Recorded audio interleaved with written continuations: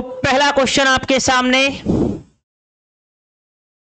वायुमंडल में ऑक्सीजन की मात्रा कितनी होती है। यहां पर आपसे पूछा गया है वायुमंडल में,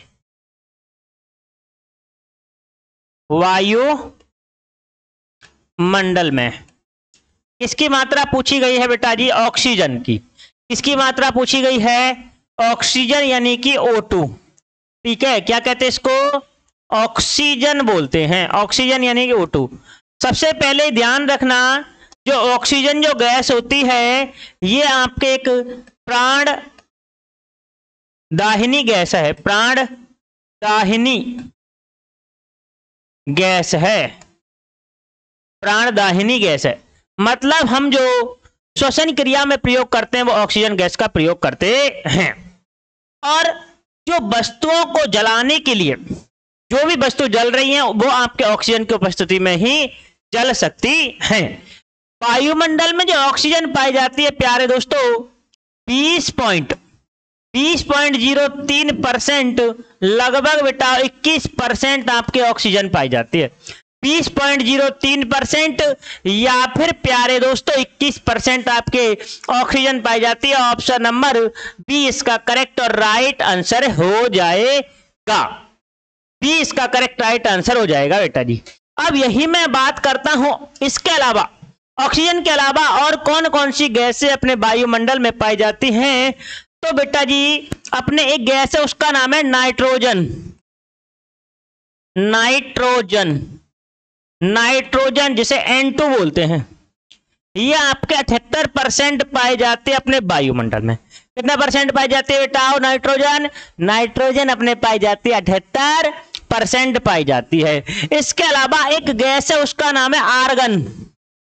आर्गन AR बोलते हैं, आर्गन बोल देते हैं या फिर AR, आर्गन। ठीक है, इसका प्रतीक चिन्ह होता है AR, आर्गन। इसकी जो मात्रा होती है वायुमंडल में 0.93% होती है। कितनी होती है, 0.93% होती है। इसके अलावा हम जो सुनते हैं कि जो कार्बन डाइऑक्साइड जो होती है CO2 बोलते हैं, कार्बन डाइऑक्साइड या फिर CO2 जिसे बोला जाता है, वो आपके वायुमंडल में 0.03% पाई जाती है। कितना, 0.03% अपने पाई जाती है। ये आपके वायुमंडल में पाई जाने वाली गैस है। इसके अलावा हम एक चीज और देखते हैं यहां पर, जो सूर्य है, सूर्य में ऊर्जा का जो स्रोत होता है, ऊर्जा का जो स्रोत है वो क्या है बेटा, नाभिकीय संलयन अभिक्रिया। नाभिकीय संलयन अभिक्रिया है, संलयन अभिक्रिया, नाभिकीय संलयन अभिक्रिया होती है। ठीक है, कौन सी अभिक्रिया होती है बेटा, नाभिकीय संलयन होती है। जहां पर हीलियम जो होती है, यहां पर हीलियम हीलियम हीलियम हीलियम जो होती है बेटा जी, हीलियम जिसे बोलते हैं He, ठीक है ना, He बोलते हैं, He हीलियम। ठीक है, और एक हाइड्रोजन होता है यहां पर, हाइड्रोजन, हाइड्रोजन, हाइड्रोजन गैस। ठीक है ना, हाइड्रोजन गैस। हाइड्रोजन गैस बेटा जी वायुमंडल में जो पाई जाती है वो 73% पाई जाती है, और हीलियम आपके 25% पाई जाती है। हीलियम के दो अणु मिलकर के हाइड्रोजन गैस का निर्माण करते हैं, उस प्रक्रिया को नाभिकीय संलयन अभिक्रिया बोला जाता है। तो इसका आंसर हो जाएगा option number B, correct answer होगा। Next,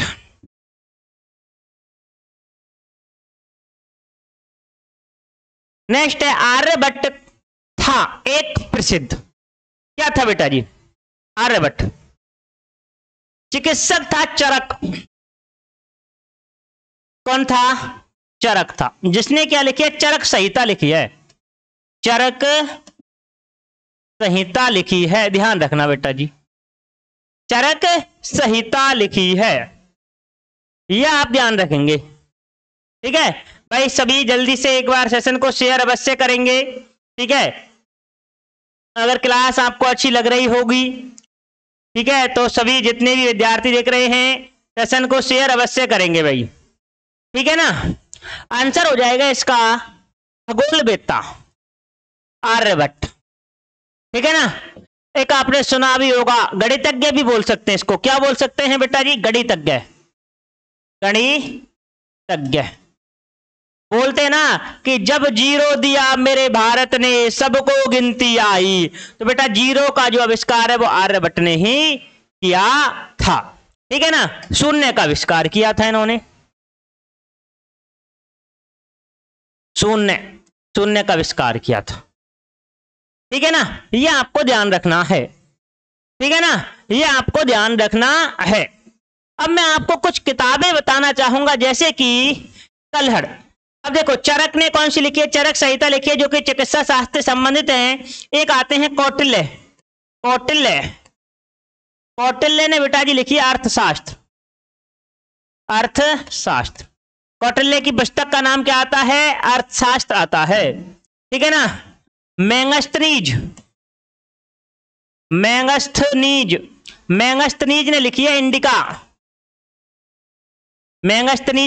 indica. और मैगस्थनीज आपके सेल्यूकस निकेटर का बेटा जी राजदूत था। ठीक है। जो कि चंद्रगुप्त सेकंड के दरबार में रहता था। ये भी ध्यान रखना है। ठीक है ना। एक आते हैं बेटा जी विशाख दत्त। विशाख दत्त ने लिखी है मुद्रा राक्षस।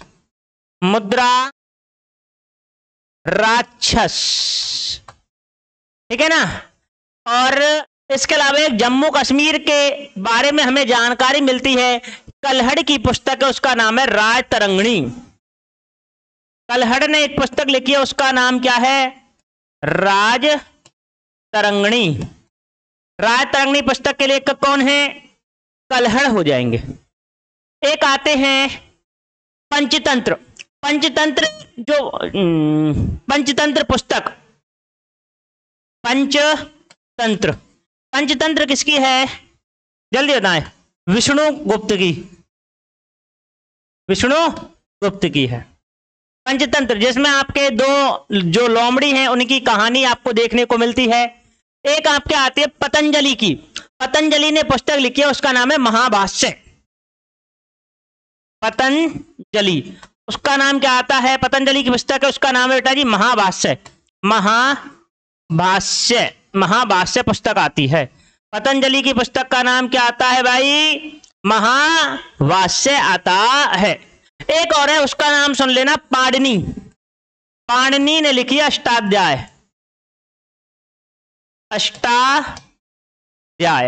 पाणिनि की पुस्तक का नाम क्या आता है? अष्टाध्याय आता है। ये आपको ध्यान रखनी है। कुछ छोटी छोटी किताबें हैं, ध्यान रखना है आप सभी को। ये आप सभी को बेटा जी अच्छे से ध्यान रखनी है। समझ में आ रहा होगा, आशा करता हूं अच्छे से समझ में आ रहा होगा। ऑप्शन नंबर इसका आंसर हो जाएगा सी। ऑप्शन नंबर सी इसका करेक्ट राइट आंसर होगा। ठीक है। बुक याद नहीं रहती बेटा, 4-5 बार पढ़ोगे याद हो जाएंगे अच्छी से, कोई दिक्कत नहीं होने वाली इस प्रकार से। नेक्स्ट आगे बात करते हैं। नेक्स्ट है, भारत का कौन सा प्रदेश रबड़ का सबसे अधिक उत्पादन करता है? देखो ध्यान रखना, यहां पर सबसे पहले क्षेत्रफल की दृष्टि से आपसे पूछा जाए, क्षेत्रफल में बड़ा राज्य कौन सा है? बड़ा राज्य मैंने हमेशा बताया है राम महान है यूपी। तो राजस्थान पहले पर, दूसरे पर आपके मध्य प्रदेश, तीसरे पर महाराष्ट्र और चौथे पर अपना आ जाएगा यूपी। ठीक है ना। वहीं जनसंख्या में बात करता हूं तो जनसंख्या की दृष्टि से अपने पहले स्थान पे आता है यूपी। जनसंख्या की दृष्टि से बेटा जी अपने पहले स्थान पर देश में अपना आता है यूपी आता है। ये आपको ध्यान रखना है। ठीक है ना। हाँ, अब इसका आंसर छापेंगे जल्दी से। केरल, बहुत अच्छे शानदार आंसर है। केरल पेरियार नदी, पेरियार नदी, पेरियार नदी केरल। ठीक है, रबड़, रबड़, रबड़। ठीक है, रबड़ आपने सुना होगा। रबड़ को कठोर बनाने के लिए, इसको कठोर बनाने के लिए इसमें मिलाया जाता है सल्फर। क्या मिलाया जाता है बेटा जी? इसमें कठोर बनाने के लिए रबड़ में जो मिलाया जाता है उसका नाम है सल्फर मिलाया जाता है। ये आपको अच्छे से ध्यान रखना है बेटा जी, ये आपको मेरे दोस्तों मेरे भाइयों अच्छे से ध्यान रखना पड़ेगा शानदार तरीके से। ठीक है ना। तमिलनाडु में कौन कौन से नेशनल पार्क हैं? तमिलनाडु में है मुकुर्ती, मधुमलाई, मन्नार की खाड़ी। तमिलनाडु में कौन कौन से राष्ट्रीय उद्यान हैं? मुकुर्ती, मुकुर्थी, मधुमलाई, मधुमलाई और मन्नार की खाड़ी। मन्नार की खाड़ी राष्ट्रीय उद्यान है। मुकुर्ती, मधुमलाई, मन्नार की खाड़ी। ठीक है ना। केरल में साइलेंट वैली, केरल में कौन सा नेशनल पार्क है? Silent valley, silent valley national park है केरल में। ठीक है ना, ध्यान रखना। नेक्स्ट, निम्नलिखित में से कौन सी भाषा उत्तर प्रदेश की दूसरी राजभाषा है? देखो, अगर आप लोगों से पूछा जाए कि राष्ट्रीय हिंदी दिवस, राष्ट्रीय हिंदी दिवस कब बनाया जाता है?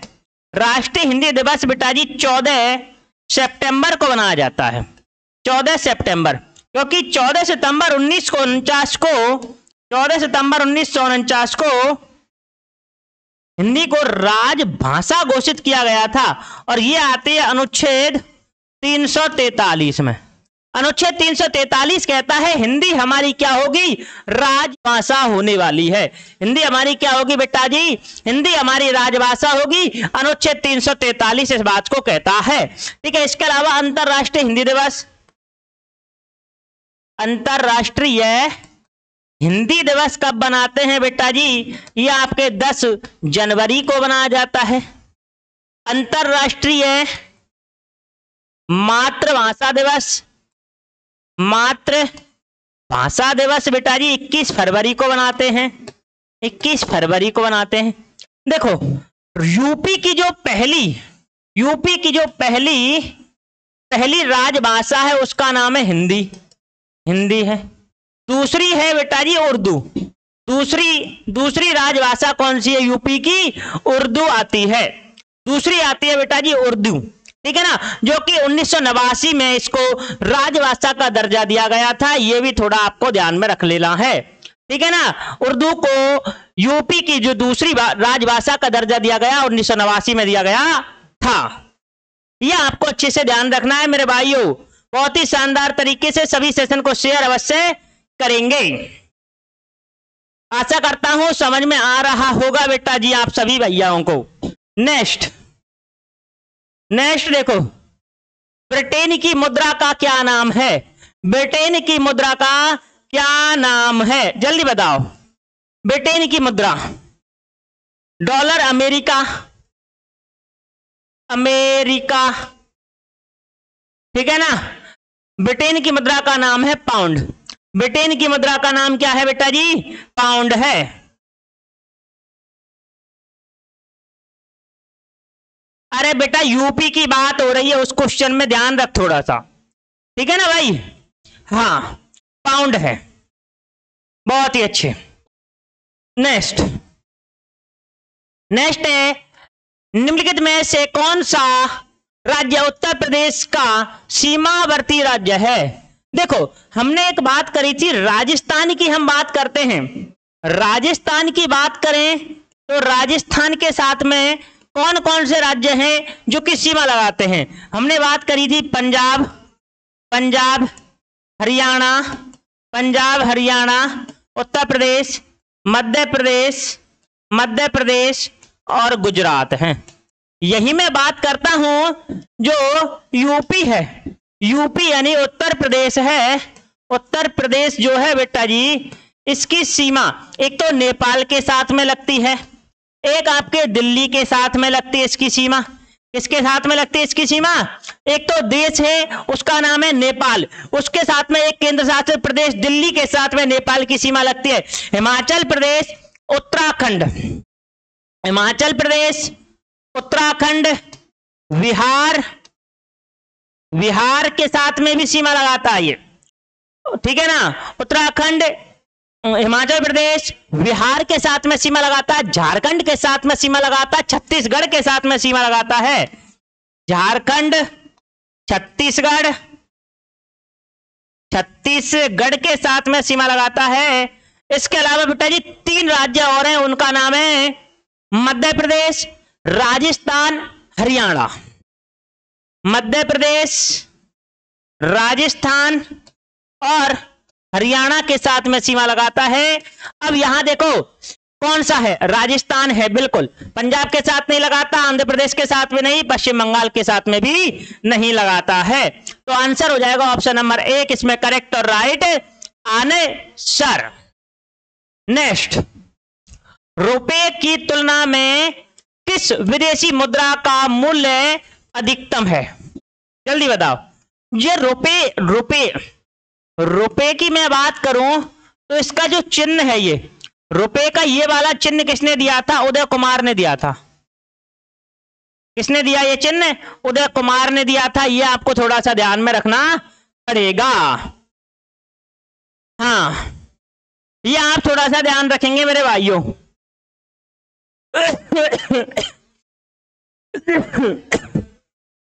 ये आप थोड़ा सा ध्यान रख लेंगे अच्छे से, शानदार तरीके से। जल्दी से एक बार सेशन को शेयर अवश्य करेंगे मेरे भाइयों, जल्दी से शेयर कर दो, जल्दी से शेयर कर दो।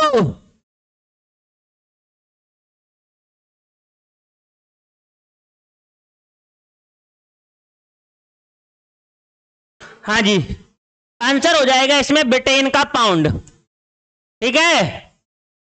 या येन कहां की है? जापान की मुद्रा है येन, जापान। यूएसए का डॉलर, यूएस अमेरिका, ठीक है ना, ध्यान रखना। ये बात है बेटा जी, अच्छे से ध्यान रखनी है आप सभी को। नेक्स्ट है, भारत का प्रधानमंत्री बनने के लिए न्यूनतम आयु क्या है? भारत का प्रधानमंत्री बनने के लिए न्यूनतम आयु क्या है? जल्दी बताओ। देखो, अगर मैं बात करता हूं राष्ट्रपति बनने के लिए जो आयु है बेटा जी, कितने वर्ष की चाहिए अपने को? 35 वर्ष। कितने वर्ष की आयु होनी चाहिए राष्ट्रपति बनने के लिए? 35 वर्ष राष्ट्रपति बनने के लिए आयु होनी ही चाहिए। राज्यसभा का सदस्य बनने के लिए बेटा जी आपके 30 वर्ष आयु होनी चाहिए। राज्यसभा सदस्य बनने के लिए आयु जो होती है वो होती है बेटा जी 30 वर्ष की। अब ये बताएं इसका आंसर क्या होगा? गलत, बहुत अच्छे, 25 इसका आंसर करेक्ट आंसर है, ठीक है। हाँ, लोकसभा सदस्य बनने के लिए, लोकसभा सदस्य बनने के लिए जो आयु चाहिए बेटा जी 25 वर्ष की चाहिए, ठीक है ना, ध्यान रखना। हाँ, बहुत ही शानदार, हाँ जी, जबरदस्त, बहुत अच्छे, शानदार। अब एक दो क्वेश्चन मैं आपसे पूछना चाहता हूं कि एक तो बताओ, राष्ट्रपति का अध्यादेश की शक्ति, देश की शक्ति किस अनुच्छेद में है? और एक राज्यपाल के अध्यादेश की शक्ति, राज्यपाल के अध्यादेश की शक्ति किस अनुच्छेद के अंतर्गत है? जल्दी बताओ। राज्यपाल के पास में अध्यादेश की शक्ति जो है अनुच्छेद, ठीक है ना, जल्दी बताएंगे, जल्दी से, फटाफट, जोरदार तरीके से, जल्दी बताओ। बहुत अच्छे। सर मुझे प्रधानमंत्री बनना है। बेटा बना देंगे, आजा यहां पे। राज्यपाल, जल्दी बताओ, जल्दी सही से लिखना है उसमें, 153 तो गलत है। 153 में आपके राज्यपाल की नियुक्ति है जो कि राष्ट्रपति करता है। अनुच्छेद 213 और 123, ठीक है, ध्यान रखना। पानीपत का तृतीय युद्ध किन किन के बीच लड़ा गया था? पानीपत के बेटा जी 3 युद्ध हुए हैं। पानीपत के 3 युद्ध हुए हैं। पानीपत का प्रथम युद्ध बेटा जी होता है आपके 21 अप्रैल 1526 में। 21 अप्रैल 1526 में पानीपत का पहला युद्ध हुआ था, ठीक है ना। इसमें आपको ध्यान रखना है बाबर वर्सेज इब्राहिम लोदी के मध्य युद्ध होता है। किन किन के मध्य होता है बेटा जी? बाबर वर्सेज इब्राहिम लोदी की सेना के मध्य। बाबर वर्सेज में कौन है? इब्राहिम लोदी की सेना के मध्य युद्ध हुआ था, ठीक है। पानीपत का जो दूसरा युद्ध है, बेटा जी ध्यान रखना आप सभी लोग कि 5 नवंबर 1556 को होता है बैरम खान वर्सेज हेमू की सेना के मध्य, ठीक है ना। 5 नवंबर 1556 को होता है बैरम खान वर्सेज में आपके हेमू की सेना के मध्य होता है। ध्यान रखना बेटा जी। इसके अलावा पानीपत का जो तीसरा युद्ध है, बेटा जी ध्यान रखना 14 जनवरी 1761 को होता है। 14 जनवरी 1761 को होता है और ये आपके मराठा वर्सेज अहमद शाह अब्दाली के मध्य युद्ध होता है। मराठा वर्सेज में कौन है? वर्सेज अहमद शाह अब्दाली।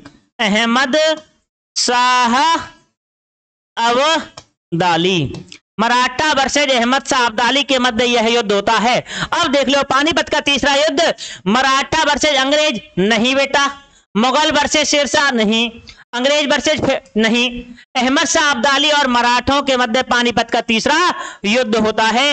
ये आपको अच्छे से मेरे दोस्तों, मेरे भाइयों ध्यान रखना पड़ेगा। ये आपको ध्यान रखना है मेरे भाइयों, बहुत ही शानदार। भाई एक बार सभी जितने भी हैं एक बार मुझे ये बताएंगे कि आपको समझ में आ रहा है या फिर नहीं आ रहा? भाई जल्दी से बताएं भाई, फटाफट जोरदार तरीके से।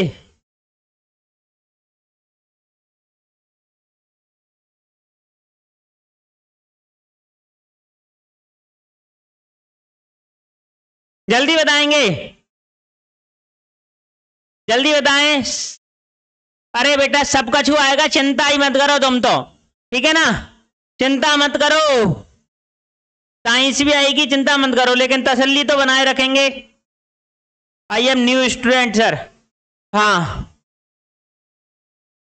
क्योंकि मैं अब देखो आज तारीख हो चुकी है 8 तारीख, ठीक है, और लगभग मुझे 10 या 12 दिन हो चुके हैं क्लास लिए, ठीक है ना। हाँ चलो नेक्स्ट, रेफ्रिजरेटर में कौन सी गैस द्रव अवस्था में पाई जाती है? रेफ्रिजरेटर यानी कि फ्रिज एक गैस है, उसका नाम है अमोनिया गैस। अमोनिया बेटा, अमोनिया NH3 अमोनिया गैस पाई जाती है इसमें, ठीक है ना। इससे पहले अमोनिया गैस से पहले बेटा जी CFC का प्रयोग भी करते थे अपन, CFC, इसको बोलते हैं क्लोरोफ्लोरोकार्बन। क्लोरोफ्लोरोकार्बन का उपयोग वर्तमान में अपने क्या कर दिया गया है? बंद कर दिया गया है, क्योंकि ये जो गैस होती है क्लोरोफ्लोरोकार्बन, ये आपके ओजोन परत को, ओजोन को क्या करती है? नुकसान पहुंचाती है। ध्यान रखना, ओजोन आपके बात करते हैं थोड़ा सा, ओजोन, ठीक है ना। ओजोन आपके ओजोन की मैं बात करूं, ओजोन दिवस कब बनाते हैं? ये आपके 16 सितंबर को बनाते हैं। 16 सितंबर को ओजोन दिवस मनाया जाता है क्योंकि 16 सितंबर 1987 को एक प्रोटोकॉल होता है, उसका नाम है मॉन्ट्रियल प्रोटोकॉल, जो कि आपके कनाडा में होता है। 16 सितंबर 1987 को होता है, यह आपको ध्यान रखना है बेटा जी। ओजोन परत आपके, इसका सूत्र होता है O3। नारंगी रंग की गैस होती है, नारंगी रंग की गैस है, ध्यान रखना। ओजोन आपके समताप मंडल में पाई जाती है, समताप मंडल में पाई जाती है। ओजोन की जो छिद्र है, ओजोन छिद्र का जो सर्वप्रथम पता लगाया था फोरमैन ने लगाया था, फोरमैन ने लगाया था अंटार्कटिका में, अंटार्कटिका महाद्वीप में लगाया था। यह आपको थोड़ा ध्यान रखना है। इसके अलावा ओजोन की जो मोटाई है, इसकी जो मोटाई है अपन नापते हैं डॉवसन में, डॉवसन में नापते हैं, यह भी थोड़ा ध्यान रख लेना है, ठीक है। आंसर हो जाएगा अमोनिया O3, ये अमोनिया NH3 इसका सूत्र होता है। क्लोरीन का सूत्र होता है Cl, हाइड्रोजन होती है आपके H2, ठीक है। कार्बन डाइऑक्साइड CO2 होती है, ठीक है, ध्यान रखना। हाँ, ओजोन आपके क्या करते हैं, सूर्य से आने वाली अल्ट्रावायलेट जो किरणें होती हैं, हानिकारक जो किरणें होती हैं, उनको क्या करते हैं बेटा जी, ये रोकती है। इसे अपन पृथ्वी का सुरक्षा कवच भी बोल देते हैं। नेक्स्ट, भारत में कितने वर्षों के अंतराल के बाद जनगणना की जाती है, जल्दी बताओ। देखो, भारत में जो सबसे पहले जनगणना हुई थी, जनगणना बेटा जी, सबसे पहले मैं बात करता हूं, यह आपके संघ सूची का विषय है। किस सूची का विषय है, संघ सूची का। एक आती है जनसंख्या, जनसंख्या बेटा जी समवर्ती सूची का विषय है, समवर्ती सूची का विषय है, यह आप ध्यान रखेंगे। प्रथम 1872 में मेयो के काल में बेटा जी सबसे पहले जनगणना हुई थी, ठीक है। उसके बाद में भारत की जो जनता उसने मेयो को क्या कर दिया था, मार दिया था। इसके बाद में प्रथम दशकीय आधारित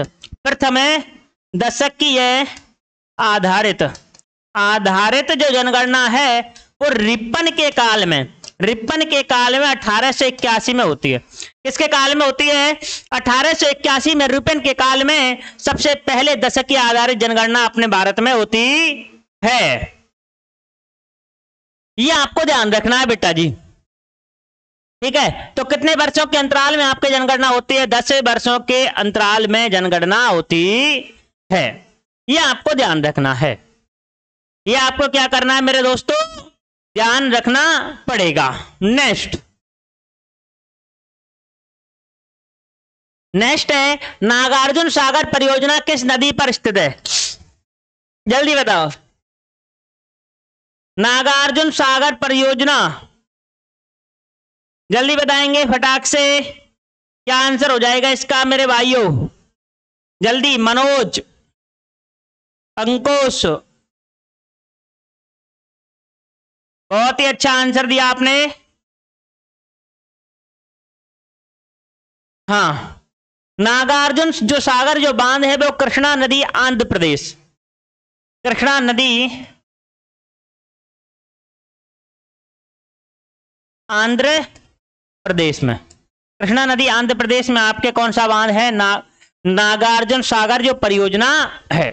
इडुक्की बांध आता है पेरियार नदी केरल, इडुक्की बांध जो आता है वो आता अपना पेरियार नदी केरल में बेटा जी इडुक्की बांध आता है। ये आपको अच्छे से समझ के ध्यान रखना है, ये आपको अच्छे से समझ करके मेरे दोस्तों ध्यान में रखना पड़ेगा आप सभी भाइयों को, ठीक है भाई शेयर कर दो यार एक बार जल्दी से, जितने भी देख रहे हैं सभी प्यारे दोस्तों सेशन को शेयर अवश्य करेंगे। नेक्स्ट, विटामिन बी की कमी से कौन सा रोग होता है या फिर बीमारी। देखो, विटामिन की जो खोज है विटामिन की जो खोज बेटा जी, विटामिन की जो खोज करी गई थी, विटामिन की जो खोज करी गई थी आपके, किसने करी थी विटामिन की खोज? फंक ने करी थी, फंक। ठीक है ना। और इसका जो नामकरण है, नामकरण हॉपकिंस ने दिया, हॉपकिंस ने दिया था। विटामिन की खोज फंक ने करी और नामकरण आपके हॉपकिंस ने किया था। ध्यान रखना, विटामिन आपके देखो दो प्रकार की होती हैं। एक तो होती है जल में घुलनशील, जल में घुलनशील, जल में घुलनशील, उनका नाम है विटामिन बी और विटामिन सी। ये आपके जल में घुलनशील होती है, विटामिन बी और विटामिन सी। एक होती है वसा में घुलनशील, वसा में घुलनशील, वसा में घुलनशील होती हैं KEDA, जिसको बोल देते हैं कीड़ा। क्या बोल देते हैं? कीड़ा बोल देते हैं बेटा जियो। क्या बोल देते हैं इसको? कीड़ा बोल देते हैं। अब देखो vitamin A, vitamin A, vitamin A की कमी से रतौंधी रोग होता है। कौन सा रोग होता है? रतौंधी, जो कि आंखों से संबंधित है बेटा जी, एक रोग, उसका नाम क्या है? रतौंधी रोग। इसका विटामिन ए का रासायनिक नाम होता है रेटिनॉल, रेटिनॉल होता है। ठीक है, इसका रासायनिक नाम क्या है? Retinol. Vitamin B, vitamin B, vitamin B की कमी से बेटा जी बेरी रोग, बेरी रोग होता है। इसका जो रासायनिक नाम होता है वो अपना थायमिन, क्या है? थायमिन होता है। Next vitamin C, vitamin C, इसकी कमी से स्कर्वी रोग होता है। आप सुनते हैं मसूड़ों से जो खून निकल कर के आता है, मसूड़ों से जो खून निकल के आता है उसको बोलते हैं स्कर्वी रोग।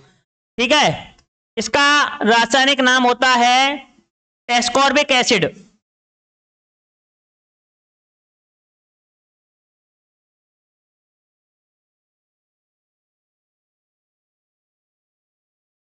ठीक है, एस्कॉर्बिक एसिड।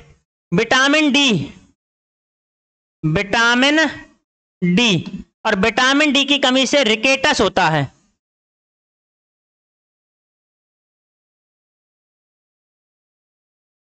ठीक है, विटामिन डी की कमी से रिकेटस होता है। और विटामिन ई की कमी से, विटामिन ई की कमी से आती है नपुंसकता। और विटामिन के की कमी से, विटामिन के की कमी से बेटा जी आता है रक्त का थक्का नहीं जमना, रक्त का थक्का नहीं जमना। ठीक है, अब यहां पर पूछा है विटामिन बी, तो बेरी रोग इसका करेक्ट आंसर हो जाएगा। विटामिन बी यानी कि बेरी रोग इसका करेक्ट आंसर हो जाएगा। नेक्स्ट, कौन सा रक्त वर्ग मनुष्य, अच्छा, कौन सा रक्त वर्ग हर रक्त वाले मनुष्य को दे सकता है? यहां पर पूछा गया है सर्वदाता रक्त समूह कौन सा है? सर्वदाता रक्त समूह, उसका नाम है O माइनस। और एक आता है सर्वग्राही, सर्वग्राही, सर्वग्राही यानी कि AB प्लस। ठीक है, तो इसका आंसर हो जाएगा O। ठीक है, रक्त समूह की खोज करी थी आपके कार्ल लैंडस्टीनर ने।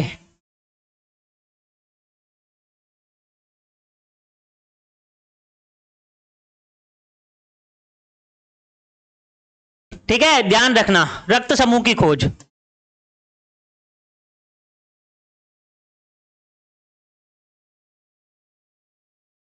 रक्त समूह की खोज आपके करी थी कार्ल लैंडस्टीनर ने।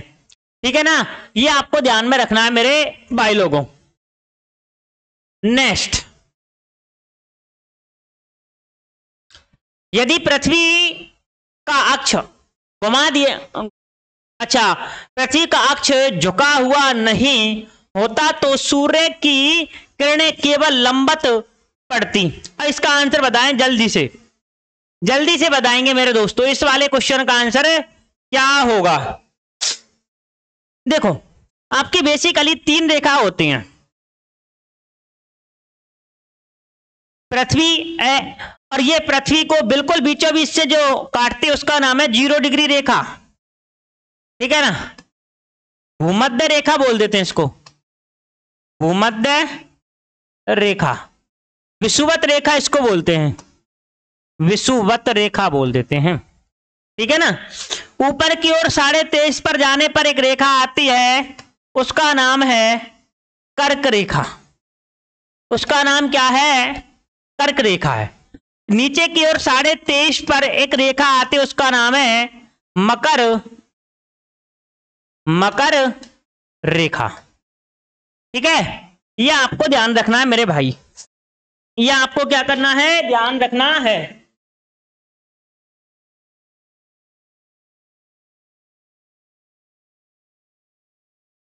समझ में आ रहा होगा भैया? कर्क रेखा, भूमध्य रेखा और मकर रेखा। हाँ, भूमध्य रेखा, भूमध्य रेखा, बहुत ही अच्छा आंसर आ रहा है आपका, भूमध्य रेखा, भूमध्य रेखा। अब देखो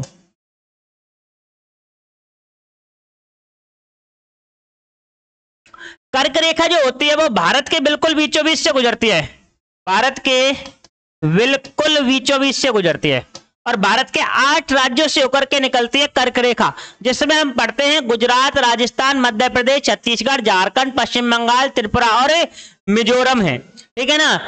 झारखंड की जो राजधानी है रांची, वो बिल्कुल कर्क रेखा के पास में है।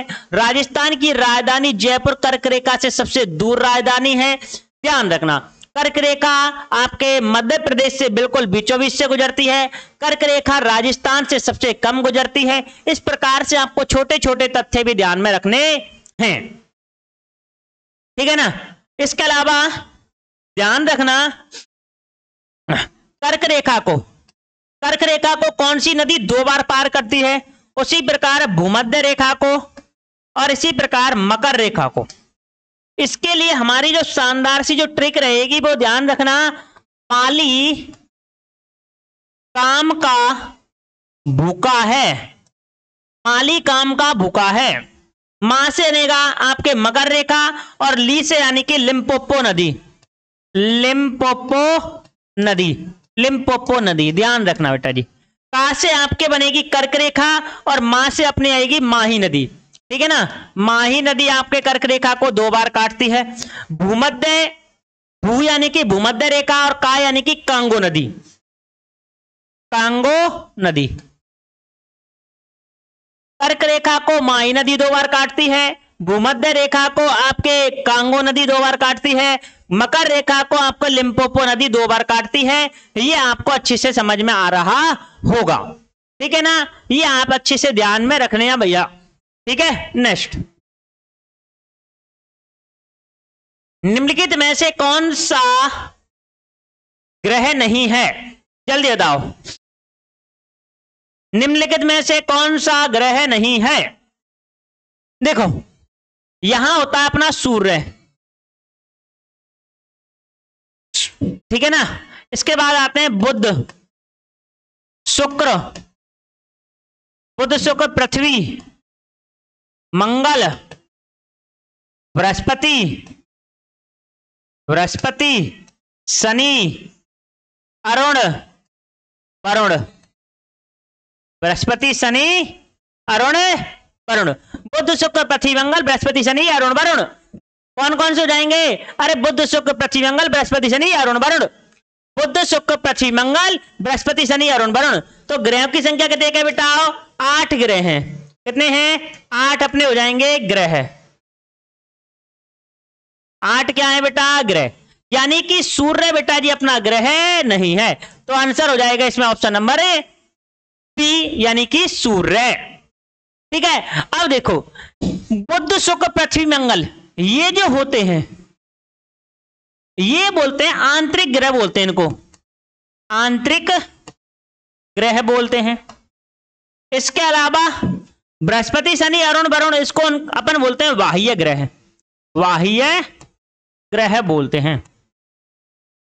अगर आप लोगों से पूछा जाए कि क्षुद्र ग्रह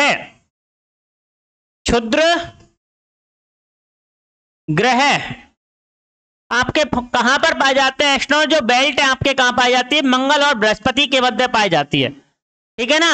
मंगल और बृहस्पति के मध्य आपके क्षुद्र ग्रह पाए जाते हैं, ये भी आपको अच्छे से ध्यान में रखना है।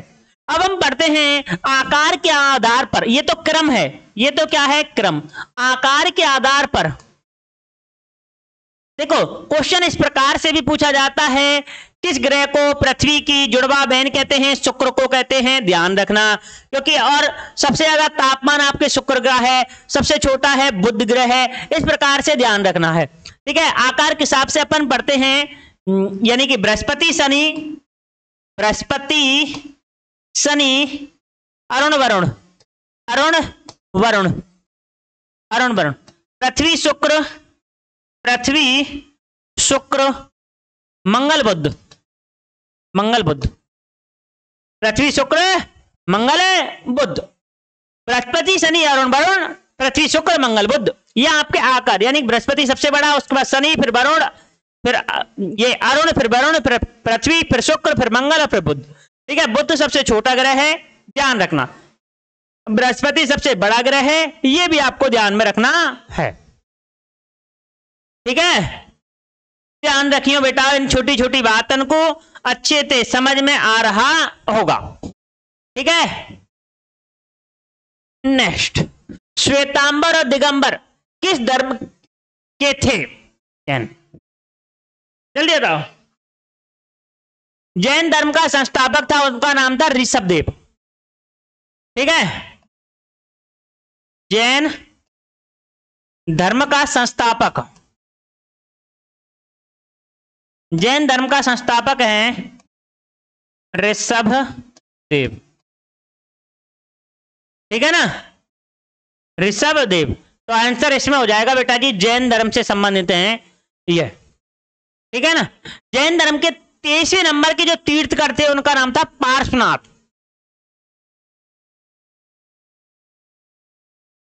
23वें तीर्थकर, उनका नाम क्या था, पार्श्वनाथ। 24वें जो तीर्थकर थे उनका नाम क्या था बेटा जी, जल्दी बताएं। उनका नाम आता था अपना है महावीर स्वामी, ठीक है ना, महावीर स्वामी, ये आपके अंतिम जो जैन धर्म के जो गुरु थे वो थे अपने। इसके बाद में जो जैन धर्म आपके दो भागों में विभक्त हो जाता है, श्वेतांबर और दिगंबर, ठीक है ना। श्वेतांबर जो कि जो सफेद वस्त्र धारण करते हैं, दिगंबर ये आपके नग्न रहते हैं। तो आंसर हो जाएगा बेटा जी ऑप्शन नंबर बी, इसका करेक्ट आंसर होगा, ठीक है।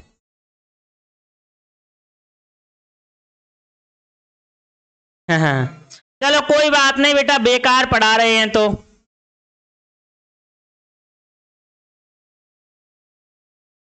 ठीक है। हाँ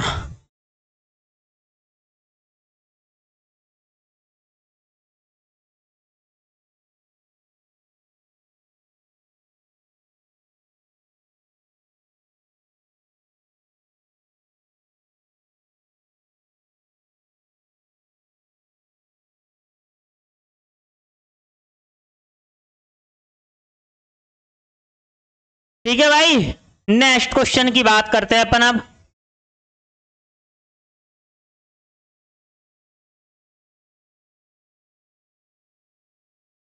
निम्नलिखित में से भारत का नेपोलियन किसे कहा जाता है? भारत का नेपोलियन किसे कहा जाता है, जल्दी बताओ। कोई दिक्कत नहीं बेटा जी, देखने दो उसको भी, ठीक है, कोई दिक्कत नहीं है बेटा, उसको भी देखने दो। जल्दी इसका आंसर बताएं, भारत का नेपोलियन किसे कहा जाता है, जल्दी बताओ। अशोक महान, मगध का शासक था ये, ठीक है।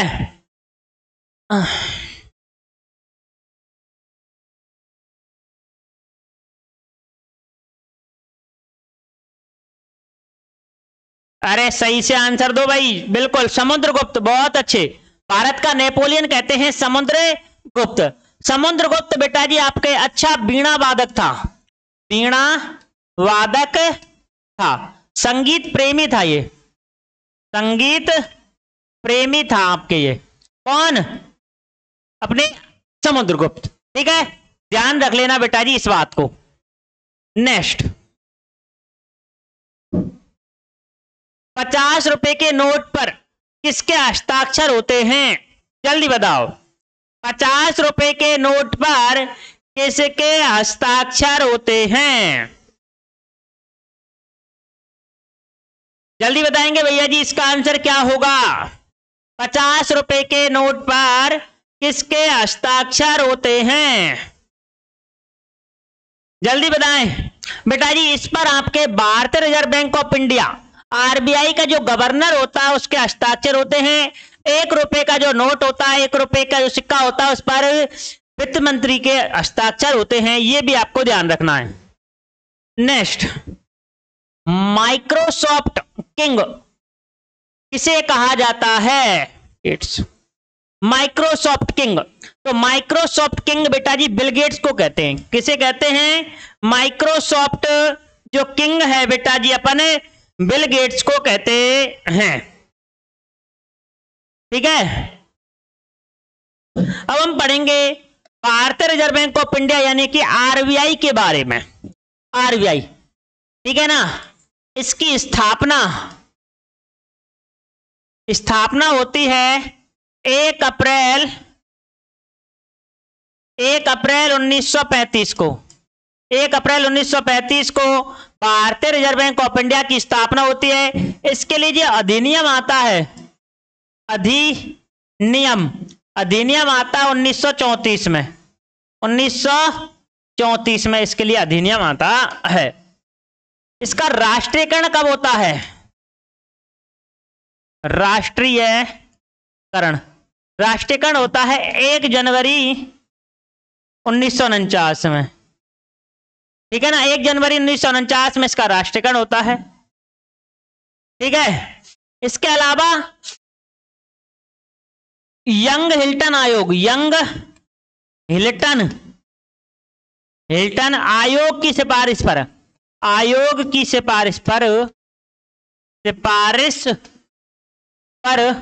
इसकी स्थापना होती है।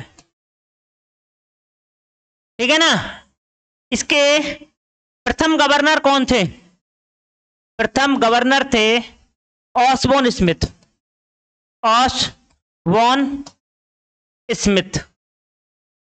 प्रथम भारतीय गवर्नर कौन थे? प्रथम भारतीय गवर्नर कौन थे? सीडी देशमुख। ठीक है ना। वर्तमान में इसके गवर्नर कौन है? वर्तमान गवर्नर कौन है? शक्तिकांत दास हैं। ठीक है, शक्तिकांत दास हैं, जो कि आपके 25वें नंबर के बाद रिजर्व बैंक ऑफ इंडिया के गवर्नर हैं। ठीक है ना। इसका जो मुख्यालय है वो आपके दिल्ली में है। इसका मुख्यालय कहां पे आता है? रिजर्व बैंक ऑफ इंडिया का मुख्यालय आता है दिल्ली। ठीक है, इसके जो लोगों में आपके ये जो वृक्ष आपको दिख रहा होगा वो आपके जो ताड़ का वृक्ष है। ठीक है, किसका है? ताड़ का वृक्ष है। ठीक है, ये आपको अच्छे से समझ में आ रहा होगा मेरे दोस्तों। नेक्स्ट, अब हम बात करते हैं 30 जो अति महत्वपूर्ण जो प्रश्न हैं। ये जो प्रश्न होने वाले हैं बेटा जी वन लाइनर क्वेश्चन है। जैसे कि देखो, ठीक है, आशा करता हूं अच्छे से दिखाई दे रहा होगा। एक बार जल्दी से थम्स अप करके मुझे बताएंगे कि ये आपको अच्छे से दिखाई दे रहा है या फिर नहीं दिखाई दे रहा है। ठीक है, जल्दी से बताएंगे भाई।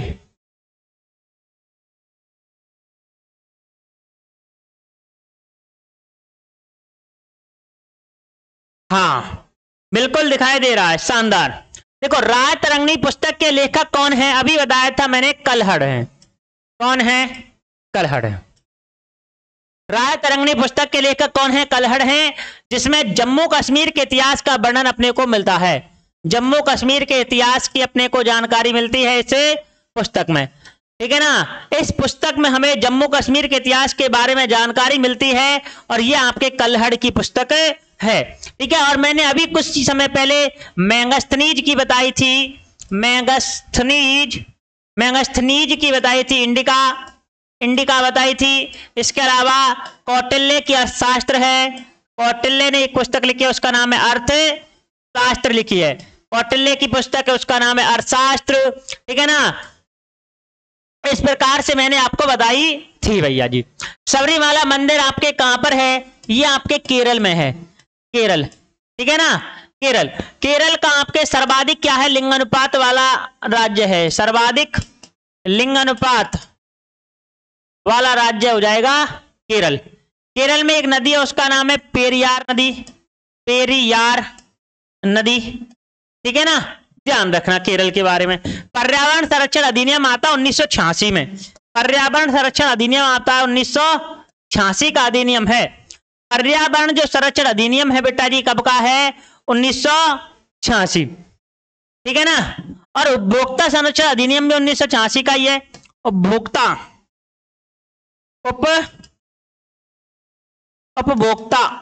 संरक्षण एक्ट आपके आता है 1986 में। पर्यावरण दिवस आपके बात करते हैं, पर्यावरण दिवस आपके 5 जून को मनाते हैं। ठीक है, ध्यान रखना। ध्वनि तरंगे किस माध्यम में नहीं गुजरती? या आपके निर्वात में नहीं जाती हैं। ठीक है ना, ध्वनि तरंगे निर्वात में नहीं गुजरती हैं, ये आपको थोड़ा सा ध्यान रखना है। ठीक है, भारत के सबसे युवा राष्ट्रपति कौन थे? भारत के सबसे युवा राष्ट्रपति कौन थे? जल्दी बताएंगे, भारत के सबसे युवा राष्ट्रपति कौन थे? जल्दी बताएं बेटा जी, कौन थे भारत के सबसे युवा राष्ट्रपति? कौन थे? नीलम संजीव रेड्डी, नीलम संजीव रेड्डी, नीलम संजीव रेड्डी भारत के सबसे युवा राष्ट्रपति थे, ये आपको ध्यान रखना है। नेक्स्ट, खालसा पंथ की स्थापना 1699 में कौन ने करी थी? गोविंद सिंह ने, गुरु गोविंद सिंह, गुरु गोविंद सिंह ने 1699 में खालसा पंथ की स्थापना करी थी, ये आपको अच्छे से ध्यान रखना है भैया जी। ठीक है ना, गुरु गोविंद सिंह ने 1699 में खालसा पंथ की स्थापना करी थी। पूर्वोत्तर भारत के 7 राज्य हैं, ठीक है, जिसमें हम पढ़ते हैं अरुणाचल प्रदेश, नागालैंड, मणिपुर, मिजोरम,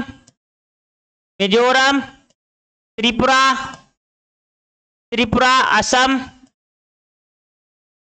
ठीक है ना, एक और है, बताओ कौन सा है? त्रिपुरा, असम और नागालैंड, अरुणाचल प्रदेश, नागालैंड, मणिपुर, मिजोरम, त्रिपुरा, असम। एक और है, जल्दी बताएंगे, जल्दी से, फटाफट, जल्दी से, कौन सा राज्य हो जाएगा? एक और जल्दी बताएं कौन सा राज्य होगा? एक राज्य और है, जल्दी से बताएं। पूर्वोत्तर भारत के 7 राज्य। यहां पर जो क्वेश्चन पूछा जाता है वो पूछा जाता है सिक्किम के बारे में। सिक्किम बेटा ये पूर्वोत्तर भारत का राज्य नहीं है। एक राज्य और है, जल्दी बताएं कौन सा है? हाँ, 7 बहनों में 7 प्रदेश कौन कौन से हैं? ठीक है,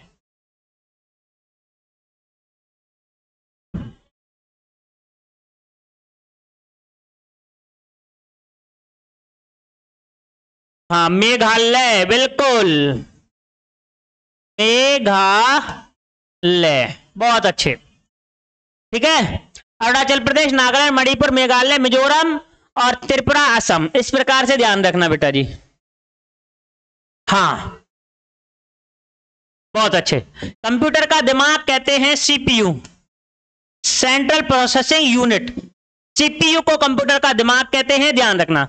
सेरीकल्चर, ये आपका रेशम कीट पालन। अगर आपसे पूछा जाए अंगूर की खेती क्या कहलाती है? बीटी कल्चर कहलाती है, बीटी कल्चर। विटिकल्चर कहलाती है अंगूर की खेती। विटामिन डी की कमी से आपका कौन सा रोग होता है? रिकेटस होता है, अभी बताए थे ये सभी की सभी। विटामिन डी की कमी से कौन सा रोग होता है? रिकेटस होता है। विटामिन ए की कमी से रतौंधी होता है। विटामिन बी की कमी से पेरीबेरी रोग होता है। नेक्स्ट, जलियांवाला बाग हत्याकांड 13 अप्रैल 1919 अमृतसर में होता है। जलियांवाला बाग हत्याकांड की जांच के लिए एक आयोग बनाया गया, उस आयोग का नाम आता है बेटा जी हंटर आयोग। हंटर आयोग, ठीक है ना, हंटर आयोग बनाया गया था, ध्यान रखना, ठीक है ना। चेम्सफोर्ड थे उस समय, चेम्सफोर्ड,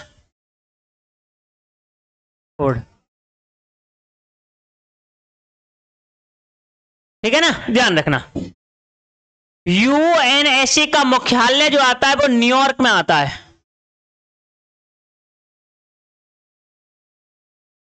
मोपला विद्रोह हुआ था 1921 में केरल में। मोपला विद्रोह कहां पे हुआ था? 1921 में बेटा जी मोपला विद्रोह केरल में हुआ था। ये आप अच्छे से ध्यान में रखना। भारी जल का सूत्र होता है D2O, इसे बोलते हैं ड्यूटेरियम ऑक्साइड। इसका उपयोग नाभिकीय भट्टी में शीतलक के रूप में करते हैं। शीतलक के रूप में करते हैं नाभ की भट्टी में, ठीक है ना। नियंत्रणकारी जो छड़ होती है वो कैडमियम की छड़ लगाई जाती है नाभ की भट्टी में, यह आपको ध्यान रखना है। NIU की फुल फॉर्म बतानी है, network interface unit. Network interface unit, network interface unit NIU की फुल फॉर्म होती है। नेक्स्ट, ग्रेमी अवार्ड आपके संगीत से संबंधित है। सापेक्षता का सिद्धांत आइंस्टीन ने दिया था। पार्क का मुख्यालय कहां पे है? ट्राम्बे, महाराष्ट्र। ट्राम्बे महाराष्ट्र में है। मौलिक कर्तव्य, ये आपके 42वें संविधान संशोधन 1976 के द्वारा जोड़े गए थे और 10 जोड़े गए थे, ठीक है। भाग आता है 4(1), अनुच्छेद आता है 51 का 1, ठीक है। और हमने ये जो लिए हैं वो रूस से लिए हैं। पहले 10 जोड़े गए थे, उसके बाद में 11वां जो जोड़ा गया है 86वां संविधान संशोधन 2002 के माध्यम से जोड़ा गया है। मूल संविधान में मौलिक कर्तव्य नहीं थे, यह आपको अच्छे से ध्यान में रखना पड़ेगा। फादर ऑफ टैक्सोनॉमी अपने हैं लीनियस। नेक्स्ट, संविधान सभा का विचार सबसे पहले किसके मन में आया? एमएन रॉय, मानवेंद्र नाथ रॉय के मन में आया था। अब मुझे एक क्वेश्चन का आंसर बताएं कि भारतीय संविधान का प्रथम वक्ता किसे बोला जाता है? प्रथम वक्ता जल्दी बताओ। जो कि आपके भारतीय संविधान के जो सलाहकार हैं BN राव, संवैधानिक सलाहकार BN राव, उनको बेटा जी भारतीय संविधान का प्रथम वक्ता बोला जाता है। ये भी ध्यान रख लेना भैया। टिहरी बांध भागीरथी नदी उत्तराखंड, भागीरथी नदी उत्तराखंड में है, ध्यान रखना। चिश्ती संप्रदाय का संबंध आता है अजमेर से, ठीक है। कांग्रेस की स्थापना 28 दिसंबर 1881 में A.O. हुम के द्वारा की जाती है, ध्यान रखना। सर्वग्राही AB प्लस होता है और सर्वदाता होता है O माइनस होता है, यह आपको ध्यान रखना। सांची के स्तूप को यूनेस्को में कब शामिल किया गया? 1989 में शामिल किया गया था, यह ध्यान रख लेना भैया। GST किस प्रकार का कर है? GST बेटा जी अप्रत्यक्ष कर है, समवर्ती सूची पर कर है। GST लागू करने वाला देश का पहला राज्य आपके असम है, ध्यान रखना भैया जी, ये भी बात आप ध्यान रख लेना। गूगल एक क्या है? सर्च इंजन है। गूगल एक क्या है बेटा जी? Search engine. भारत का सबसे ऊंची चोटी कौन सी है? भारत की सबसे ऊंची चोटी बेटा जी कौन सी होगी? उसका नाम है K2, ठीक है, जो कि लद्दाख में है, ठीक है ना, K2 Ladakh, 8,611 metre. Next, Patras का स्त्रावन कहां से होता है बेटा जी? यकृत यानी कि लीवर, यकृत, लीवर या फिर पित्ताशय, पित्ताशय, पित्ताशय। जल्दी बताएं भैया जी इसका आंसर, फटाफट जल्दी बताएंगे। समझ में आ रहा है ना भाई? माउंट एवरेस्ट बेटा जी नेपाल में है, 8,848 Nepal, mount Everest, mount Everest, ठीक है। और माउंट एवरेस्ट को नेपाल में सागरमाथा बोलते हैं, ध्यान रख लेना भैया जी इस बात को, ठीक है। ये आपके सामने है, इस प्रश्न का उत्तर देंगे कि यूनेस्को विश्व धरोहर समिति की 46वें सत्र की मेजबानी कौन सा देश करेगा, ठीक है। ये आपके सामने बेटा जी आज का जो छोटा सा सेशन था वो आपका होता है यहीं पर कंप्लीट।